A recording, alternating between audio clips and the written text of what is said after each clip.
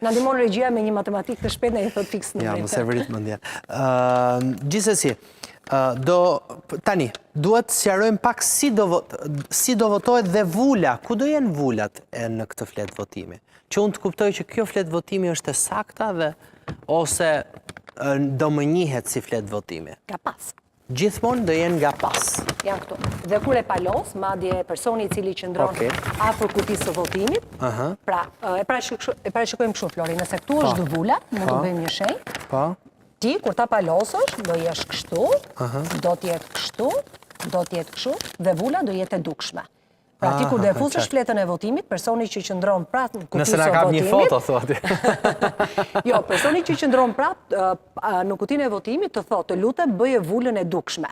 Që të kuptojë që është fleta e votimit dhe që mban të gjithë elementet e sigurisë, që ti në kuti po vendos një fletë votimi e cila ka dalë nga Komisioni Zonal Zyrtar. Pra duhet që edhe përthyrja të jetë në një metodë të caktuar. Po, e ka një palosë, mjafton që vula të jetë e dukshme dhe e pashqueshme vota jote gjithmonë. Mënyrën kur e palos, e pashqueshme dhe vula e shqueshme. Tani shkojmë tek votat.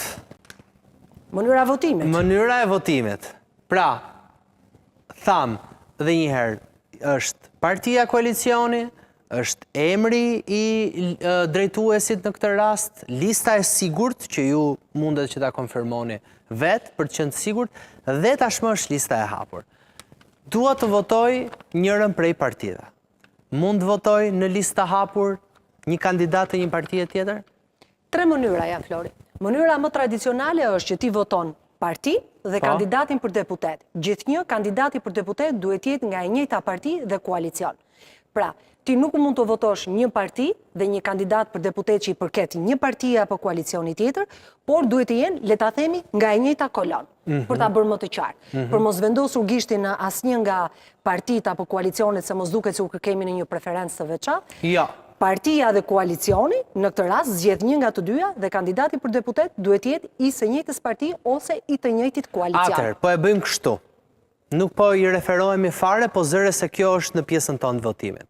Nga partia Florigjini, votoj partin Florigjini dhe votoj Enkeleda Memën te kandidate për deputete në listë të hapur. Në partinë e Florigjinit. Në partinë e Florigjinit. Ky është votimi i rregullt. Ky quhet votimi i rregullt.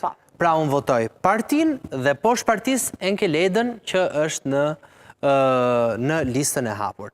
Nëse Enkeleda nuk është tek partia Florigjinit, po është një parti tjetër, nëse unë votoj partinë e Florigjinit dhe kam qef Enkeledën që është një parti tjetër të listës së hapur, dhe të votoj ty, Vota është e pavlefshme. Jo, vota është e pavlefshme. Në të dyja rastet nuk i shkon as partisë. As partisë, as kandidatit, vota është totalisht e pavlefshme.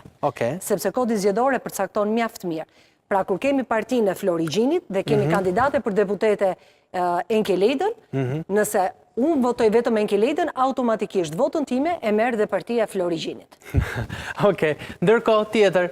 2 mënyrat e tjera të rregullta janë që ti zgjedh vetëm një parti ose një koalicion, dhe nuk ke nevojë fare të votosh asnjë kandidat për deputet, nga e njëjta parti dhe nga i njëjti koalicion, nuk preferon asnjë. Pra unë votoj vetëm partinë Florigjini. Dhe je në rregull. Po. Automatikisht quhet e vlefshme. Nuk do të votosh partinë e Florigjinit. Mos e voto partinë e Florigjinit. Voto një nga kandidatët për deputet e partisë së Florit. Okej, po qëse Enkeledën e kam kandidate unë tek partia ime. Po. Por unë nuk e kam votu, nuk dua ta votoj partinë, thjesht shkoj vetëm votoj X-in te Enkeleda. Vota është e vlefshme, por në këtë rast, nëpërmjet votës e Enkeledës, fiton dhe partia e Florigjinit. Sepse vota për kandidatin për deputet përkthehet automatikisht në vot edhe për partinë e Florigjinit. Pra, unë s'kam nevojë të votoj të vendos 2 X-e në të dyja kutit, edhe në kutit e partive dhe në kutit e kandidatëve. Kjo është zgjedhje personale. Ty për shembull mund të të pëlqejë shumë mirë partia e Florigjinit, por nuk pëlqen partia e Enkeledës. Po tek partia e Enkeledës mund të pëlqejë një kandidat për deputet, dhe do zgjedhësh kandidatin për deputet.